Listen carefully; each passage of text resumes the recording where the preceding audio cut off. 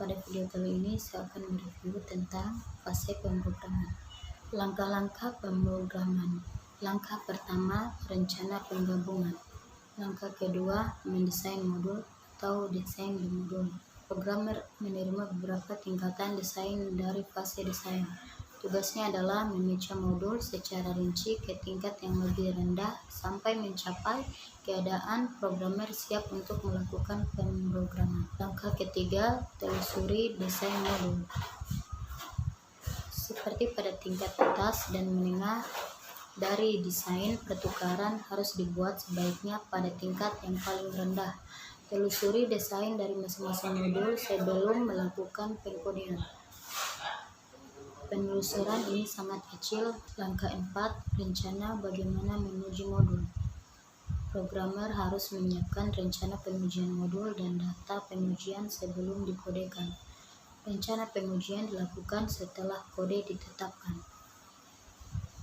Langkah 5, kode setiap modul. Ringkasan dari sebuah program terstruktur yaitu: pertama, jika berukuran kecil, aturan dasarnya adalah kira-kira 100 baris kode yang dapat dieksekusi dan listingnya tidak lebih dari 2 halaman. Kedua, 1 entry, 1 exit. Ketiga, referensi secara keseluruhan sedikit. Keempat, konstruksi terstruktur yang digunakan. Langkah 6, menguji modul.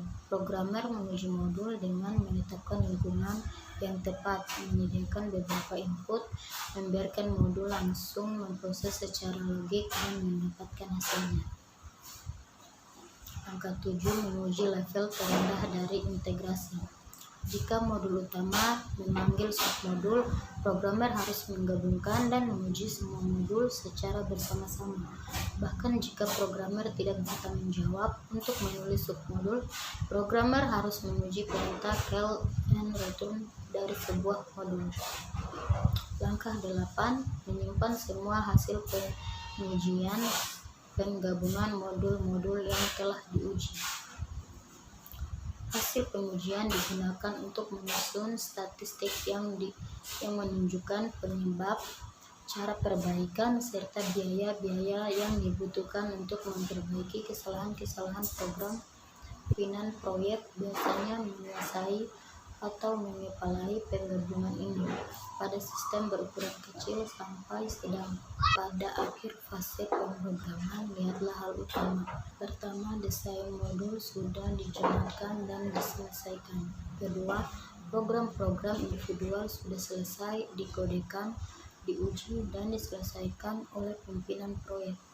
Ketiga, susunan dari penggabungan telah ditentukan, ditulis dalam rencana pengujian sistem, dan pemrograman telah dijalankan pada saat itu. Keempat, tanggung jawab terhadap dokumentasi user telah diberikan